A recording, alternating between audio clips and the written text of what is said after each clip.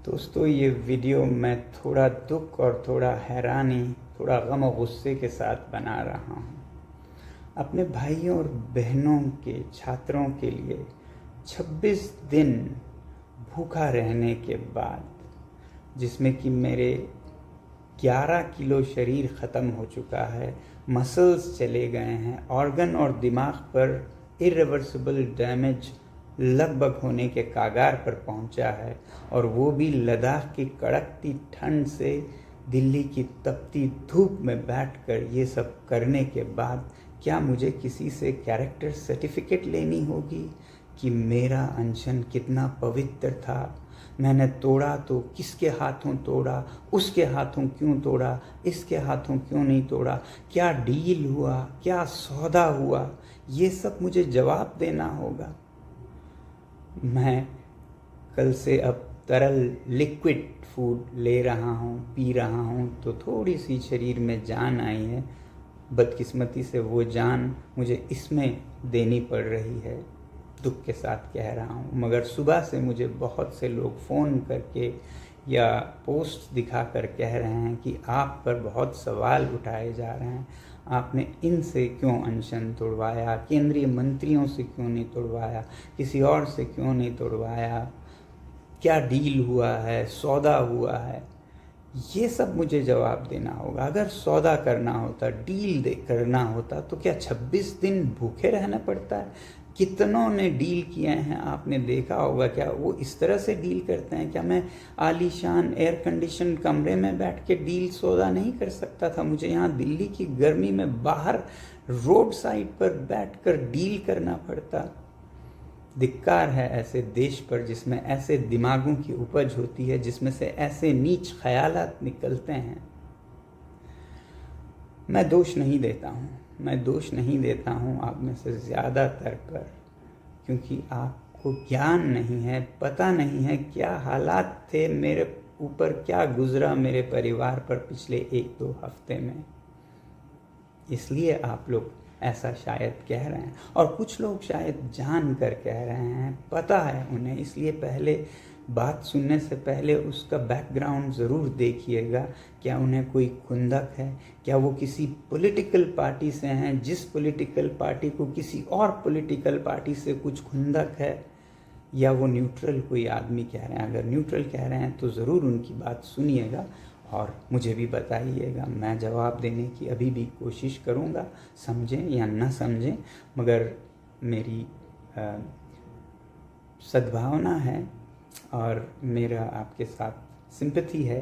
अगर आपको नहीं मालूम है क्या हुआ इन दिनों में और किन हालातों में क्यों अनशन तोड़ा और क्यों इस तरह से तोड़ा, पहले तो मैं आपको ये बताऊं कि जब मुझे सफदरजंग अस्पताल ले जाया गया ज़बरदस्ती 18 तारीख को पकड़कर, तो वो सिर्फ अस्पताल नहीं था, वो एक छावनी थी, वो एक जेल था, जहाँ पर मुझे ऐसे रखा गया जैसे कोई कैदी भी शायद ही रहता हो। हर चीज़ पर पाबंदी थी, बाहर नहीं जा सकता था कमरे से, कोई परिंदा भी पर नहीं मार सकता था हमारे कमरे तक, किसी से मिलने का कोई वो नहीं था अधिकार। मुझे सिर्फ 3 रिश्तेदार रह सकते थे, कोई संचार का मोबाइल फ़ोन, लैपटॉप नहीं रख पाता था मैं, कहीं कोई कुछ संदेश नहीं भेज पाता था। आप लोगों को मैं किसी तरह नैपकिन पेपर पर लिख कर भेजता था, वो भी कभी कभी ज़ब्त किए जाते थे ज़्यादातर। और मुझसे मिलने मेरे रिश्तेदार, मेरे दोस्त जो लद्दाख से आते थे, ख़ास हवाई जहाज़ के लंदन के बराबर टिकट देके, उन्हें भी वापस कर दिया गया। ये सब इल्लीगल था, ये सब एक तरह का नॉर्थ कोरिया बन गया था हमारा देश, और ख़ासकर जहाँ मैं था ये एक जेल खाना था। और ऐसे हालात में कई दिन गुजारने के बाद गीतांजलि, उनकी सूझबूझ और उनका कमाल है कि उन्होंने संडे, रविवार के दिन भी, जो कि 19 तारीख थी, रविवार के दिन भी दिल्ली हाई कोर्ट के हियरिंग बिठवाई और उसमें ये अपील किया, और उसमें ये कहा गया कि मैं डिटेंशन में नहीं हूँ, और उसके बाद भी ये सारा पहरा जारी रहा। फिर मंडे 20 तारीख को फिर से सिंगल बेंच हाई कोर्ट में अपील की गई, जहां रिजेक्ट हुआ। फिर 21 तारीख को ट्यूसडे डबल बेंच हियरिंग बिठाई गई, जिसमें फाइनली ये डिक्लेयर किया गया कि मैं जहां जिस अस्पताल में भी जा सकता हूं और आज़ाद नागरिक हूं।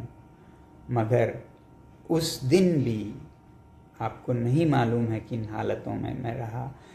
हाई कोर्ट के आदेश के बाद भी मुझे सफदरजंग से जाने नहीं दिया गया, ये कहकर कि हमें ऑर्डर नहीं आया है। 2 बजे शायद ऑर्डर दी गई, 7 बजे तक ऑर्डर को रोक के रखा गया और उन्हें नहीं दिया गया ताकि मैं न जा पाऊँ। पता नहीं मंसूबा क्या थी उनकी। रोक कर 3 घंटे सामान पैक करके हमें बिठाया गया। फिजिकली लड़ के झगड़ के हड़ताल के अंदर और एक हड़ताल करके ज़मीन पर लेटकर जो ताकत 22वें दिन मेरे में थी, वो जोर लगाकर मुझे बाहर ज़बरदस्ती निकलना पड़ा। आपको नहीं मालूम है। Ask them to arrest me. I'm a free citizen. Ask them to arrest me. Yes, arrest me. What is this? Giving me for 3 hours here on 25th day of my hunger.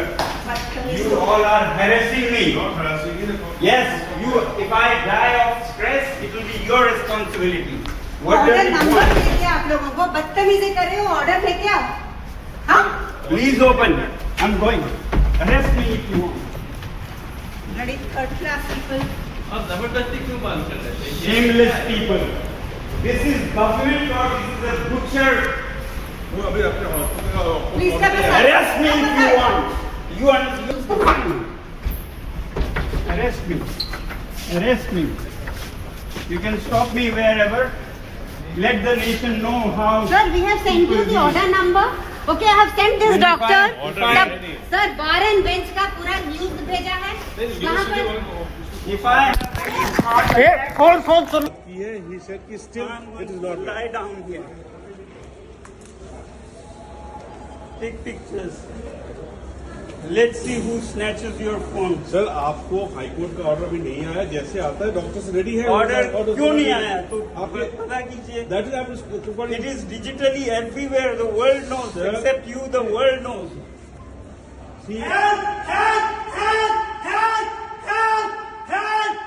मैंने भी ये videos जारी नहीं किए, ये सोचकर कि किसी मासूम, तो क्या कहूँ, हेल्पलेस पुलिस अधिकारी के चेहरे आ जाएं, उनके नौकरी पर बात आ जाए, इसलिए नहीं रिलीज़ किया। अब ये बात आई है तो मैं कुछ अंश दिखाऊंगा।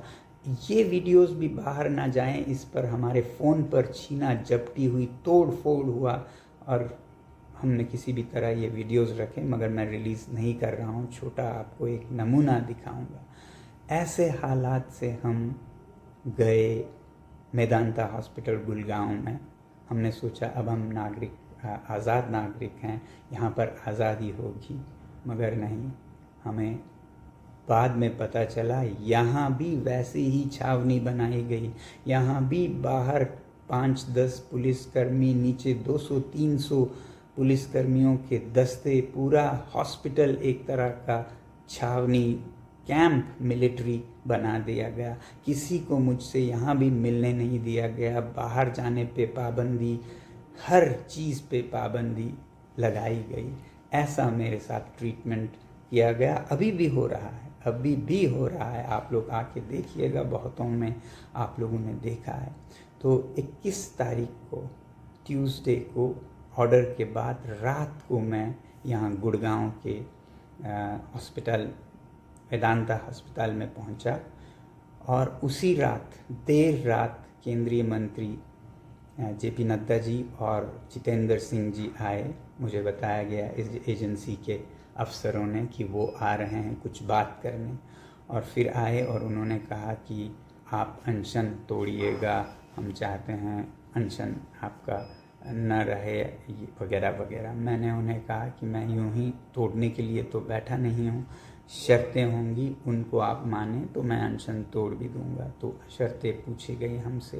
मैंने कहा अकाउंटेबिलिटी इन एजुकेशन मिनिस्टर का रेजिग्नेशन, वैसे ही मैंने कहा जो छात्र हैं सुसाइड विक्टिम्स उनको कॉम्पनसेशन दिया जाए, पार्लियामेंट में इस इशू पर और अकाउंटेबिलिटी पर पूरा बहस किया जाए।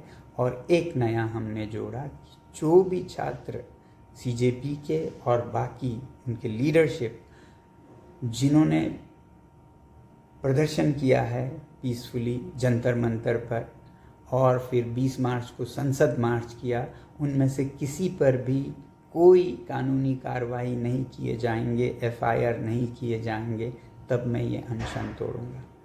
तो उन्होंने एक दो को तो मानने की रजामंदी जाहिर की, 2-3 पर वो पूछ के बताएंगे ऐसा कहा और फिर वो चले गए। अगले दिन शायद वो आएंगे ऐसा मुझे बताया गया था कि आप तोड़िएगा, हम इस पे बात करके आएंगे और हाँ हम आपको अनशन तोड़वाएंगे। मगर मैं नहीं चाहता था कि मैं अनशन उनके हाथों तोड़ूं, केंद्रीय मंत्रियों के हाथों।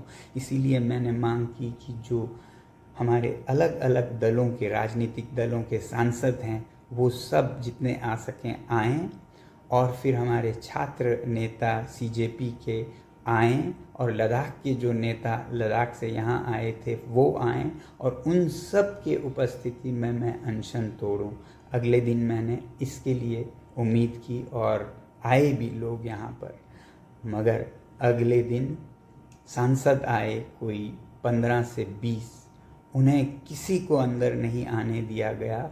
बाहर गेट पर खड़ा कर 3-3, 4-4 घंटे इंतज़ार करवाया गया। सीजेपी के हमारे छात्राएं आई थी, उनको भी रोक कर रखा गया। लद्दाख के नेताओं को तो पूरा आधा दिन इंतज़ार करवा के शाम को खाली हाथ लौटा दिया गया। इस तरह से उन पर क्रूरता से व्यवहार किया गया। मुझसे एक आज़ाद नागरिक से, जिसे दिल्ली हाई कोर्ट ने आज़ाद डिक्लेयर किया था, उससे मिलने तक नहीं दिया गया। अब हम इस पर कंटेम्प्ट ऑफ कोर्ट का कार्यवाही शुरू करने की सोच रहे हैं। अगर कोर्ट ने हमें कहा कि हम जहाँ चाहें जा सकते हैं, मिल सकते हैं, तो किसने और क्यों ऐसे लोगों को रोका है? तो पूरा दिन जो 22 तारीख का था वो इसी में चला गया और जो केंद्रीय मंत्री थे वो तो आए नहीं, वो अपने मीटिंग्स करते रहे। हाँ, उन्होंने एजेंसीज़ के ज़रिए मुझसे हम ये मानेंगे, ये नहीं मानेंगे, ये नेगोशिएशन पूरा दिन चलता रहा, अगले दिन तक भी, जिसमें वो इस्तीफ़ा राज़ीनामा जो धर्मेंद्र प्रधान जी का है उस पर तो वो टाइम लेना चाहते थे, अभी हम नहीं कह पाते हैं वगैरह वगैरह। कॉम्पनसेशन का उन्हें समस्या नहीं था, पार्लियामेंट में डिस्कशन पे कोई समस्या नहीं थी, मगर जो छात्रों पर कानूनी कार्रवाई नहीं होगी उस पर उन्हें बहुत एतराज़ था। और मैंने कहा इसके बिना मैं अनशन बिल्कुल नहीं तोड़ूंगा। मैं अनशन तोड़ के चला जाऊं और जो छात्र हैं उन पर एफआईआर लगे, सालों साल उन्हें कोर्ट कचहरी में, जेल में, एनएसए में जाना पड़े। मुझे पता है लद्दाख में 24 सितंबर के बाद लगभग 80 नौजवानों पर क्या क्या गुजरी हैं। मैं नहीं चाहता था कि यही यहाँ के सीजेपी के लीडर्स और छात्रों पर, वॉलंटियर्स पर हो, तो मैं उस पर अड़ा रहा कि इसके बिना मैं बिल्कुल अनशन नहीं तोड़ूंगा, चाहे मैं हफ्ता यहाँ पड़ा रहूँ। फिर आखिर उन्होंने कहा ये हम करेंगे मगर रिटन में नहीं दे सकते हैं, हम वर्बली कहेंगे। मैंने लॉयर्स से कंसल्ट किया, दिल्ली के नामी लॉयर्स, वकीलों से। उन्होंने भी कहा कि ये लिखित में तो कभी नहीं देगी सरकार, मगर हाँ वर्बल हो सकता है। मैंने नहीं माना, मैंने कहा जब तक लिखित में नहीं होगा मुझे कोई जल्दी नहीं है, मैं पड़ा रहूँगा भूखा, आप जाइए। मगर देश में जिस तरह से बढ़ता जा रहा था छात्रों का आक्रोश, उसके चलते फिर 23 तारीख यानी कि कल रात को खबर लाई गई कि वो मान गए हैं लिखित में देने के लिए भी कोई छात्रों पर कार्यवाही नहीं होगी। साथियों, मेरा इस मुद्दे पर सबसे ज़्यादा ध्यान था कंडीशंस में से कि ये जो लीगल एक्शन है, ये एफआईआर्स हैं उस पर, ना कि इस्तीफ़ा पर। जो रेजिग्नेशन है वो भी एक कारण है। मैं कह रहा था एक और वीडियो में कि मेरा दिमाग अलग तरीके से चलता है। मैं इस रेजिग्नेशन को बहुत ज़रूरी मेरे द्वारा करवाना नहीं समझता हूँ। आपको पता है ये रेजिग्नेशन जो कि छोटी सी बात है इस सरकार के लिए, ये ऐसा न करने से उन्हें कितना नुकसान हो रहा है। पूरे देश में उनकी नाम बदनाम हो रही है, गुस्सा हो रहा है, नफ़रत कर रहे हैं लोग। मुझे ये पता था कि इस तरह से वो ज़्यादा टिक नहीं पाएंगे। वो रेजिग्नेशन वैसे ही आज या नहीं तो कल देंगे, और नहीं तो मेरे अनशन तोड़ने के साथ आंदोलन तो ख़त्म नहीं होगा, तो हमारे सीजेपी के जो छात्र हैं वो करवाएंगे। इस पर ध्यान देने से ज़्यादा मुझे छात्रों की रक्षा सुरक्षा पर देना था, ताकि वो जब कार्रवाई करें तो उन पर कानूनी कार्रवाई ना हो, वो कवर में दे सकूं। बाकी वो कर सकते हैं, और क्योंकि उन्हें ही नुकसान हो रहा था तो मुझे पता था ये जल्द ही हो जाएगा राजिग्नेशन का काम भी, इसलिए मैंने उस पर ज़्यादा जोर नहीं दिया। फिर कल रात को लगभग 12 बजे, रात के 12 बजे, जबकि दिन में इतने सारे लोग आए थे, छात्र आए थे, नेता आए थे, एमपीज़ आए थे, जो कि ये अंडरस्टैंडिंग और ये अनशन तोड़ने के लिए आए थे। मेरी डिमांड यही थी कि मैं सबके उपस्थिति में ये अनशन तोड़ूंगा, जहां मंत्री भी होंगे, जिनसे हमने कॉम्पनसेशन लेना है, ये गारंटी लेना है कि कोई कार्रवाई नहीं होगी, उनका उपस्थित होना भी ज़रूरी है। साथ में हर एक पार्टी के, मैंने कहा था 2-2 एमपीज़ होंगे, सीजेपी के नेता होंगे, लद्दाख के नेता होंगे, मगर उन सब को वापस करने के बाद फिर कल रात को कोई 12 बजे मुझे बताया गया कि मंत्री अभी आ रहे हैं, वो मान गए हैं ये अनशन तोड़वाने पर, लिखित में भी देने पर। अब एक तरफ मेरा सबसे बड़ा डर और ये जल्दी करने का कारण ये था कि आपको याद होगा दिल्ली में हालात इस तरह बनते जा रहे थे कि कभी भी कोई बहुत बड़ा क्रैकडाउन हो सकता है। कल रात को जो मैं वीडियोस देख पा रहा था उससे लग रहा था कि कनॉट प्लेस एरिया में बहुत बड़ा कुछ होने वाला है। आप ही लोग रिपोर्ट दे रहे थे, और मुझे बार बार याद आ रहा था लद्दाख का 24 सितंबर, जिसमें बहुत बेरहमी से पुलिस और सीआरपीएफ ने गोलियां सर में, सीने में मार के लद्दाख के युवाओं का कत्लेआम किया था, और वो यहाँ हो सकता है, इसका मुझे डर था। और अगर ऐसा कुछ होता है तो फिर ये अनशन का मतलब ही नहीं रहेगा। इसलिए अगर मैं अनशन तोड़ूं और ये डिफ्यूज़ कर सकूं तो शायद हिंसा रोक सकूं, ऐसा सोचकर मैं राज़ी हुआ अनशन तोड़ने को। मगर मैंने कहा मुझे इनके उपस्थिति में ही सिर्फ नहीं तोड़ना है, मुझे और लीडर्स को बुलाना है। मगर रात के 12 बजे मैं किसे बुलाता, और बुलाता भी तो घंटे लग जाते, और मिनिस्टर्स वहाँ से लगभग निकल पड़े थे। तो आनन फानन में लद्दाख के जो नेता थे वो एक ही जगह पे रहते थे, चाणक्यपुरी लद्दाख भवन में एक ही जगह पे। तो उनको मैंने बुलाने की कोशिश की। मैंने उन्हें कहा कि लद्दाख के नेता भी होंगे कम से कम, और कोई ना हो तब मैं करूँगा। मगर ये एजेंसीज नहीं मानी। उन्होंने कहा नहीं, आप उनको नहीं बुला सकते हैं, इन्हीं के उपस्थिति में कीजिए। जिस पर मैंने बिल्कुल फुट डाउन करके कहा फिर मुझे कोई साइन नहीं करना है, ना ही अनशन तोड़ना है, रहने दीजिए। फिर वो बात करने लगे। उसी बीच मैंने सोचा इनसे पूछते रहने के बजाय मैंने फ़ोन किया लद्दाख के नेताओं को। मैंने कहा आप लोग गाड़ी लीजिए और चल पड़िए यहाँ के लिए, यहाँ आएंगे, देखा जाएगा। मैं आप लोगों की उपस्थिति के बिना, सिर्फ 2 मंत्रियों की उपस्थिति में बिल्कुल अनशन नहीं तोड़ूंगा। तो लद्दाख के नेता वहाँ से निकल पड़े। जब निकल पड़ने लगे तब उन्होंने फिर मजबूर होकर उनको मदद करने लगे आने में भी। तो वो भी पहुँचे 12:30 बजे, उधर मंत्री भी पहुँचे। और क्योंकि कनॉट प्लेस में इतना बड़ा हादसा का डर था तो मैंने इसे और एक दिन टालने से मना या अच्छा नहीं समझा इसे। और जितना जल्दी मैं ये कह सकूं कि मैं अनशन भी तोड़ रहा हूं, कृपया शांति रखिए, बेहतर होगा देश के लिए। और एक जगह अगर हिंसा हो गई तो तमाम शहरों में हिंसा होगी। आप समझ सकते हैं क्या हो सकता है। आप घर बैठे सोफ़ा पर से इसके साथ क्यों अनशन तोड़ा, उसके साथ क्यों नहीं तोड़ा, बहुत आसान है आपके लिए कहना कि इसमें क्या सौदा हुआ, क्या डील हुआ, बहुत आसान है। अपने ज़बान को ज़रा तोल कर बात कीजिएगा कितना आप हानि कर सकते हैं किसी के दिल को, जो हफ्तों से घर नहीं गया है, सड़क पर बैठा है भूखा प्यासा, उस पर ऐसा बोलते हुए आप लोगों में ज़रा भी रहम नहीं आई। मैं ये पूछना चाहता हूँ। तो ऐसे हालात में जब खतरा था विस्फोटक स्थिति का, तो लद्दाख के नेताओं को लाकर उनके साथ मैंने बाकायदा लिखवा कर लिया कि कोई कार्रवाई नहीं होगी छात्र नेताओं पर, छात्रों पर, सीजेपी पर, और फिर लिखवाया कि कॉम्पनसेशन होगा, पार्लियामेंट में डिस्कशन होगा। हाँ, मैंने अकाउंटेबिलिटी के बारे में उनसे ज़रूर कहा कि आप समय लेके भी करिए, मगर ये करना होगा आपको, जोर नहीं दिया क्योंकि मुझे पता है ये वैसे भी होने ही वाला है, तो मैं और 2 दिन के लिए इसको क्यों टालता। इस जितना जल्दी होता भारत की शांति के लिए ये उतना ही काम आता, ये अनशन का तोड़ना। तो ऐसे हालत में कल मेरा अनशन तोड़ना हुआ। मेरे सबसे बड़ा दुख था कि मुझे उन हालात में तोड़ना पड़ा, रात के 12:30 बजे, जिसमें मेरे साथी जो छात्र हैं वो भी नहीं आ पाए, जो MPs यहाँ आए थे मिलने के लिए मुझसे, जिनको मैं बुलाना चाहता था दोबारा ताकि मैं उनके उपस्थिति में उनके हाथों से भी लेकर अनशन तोड़ूं, वो नहीं आ पाए।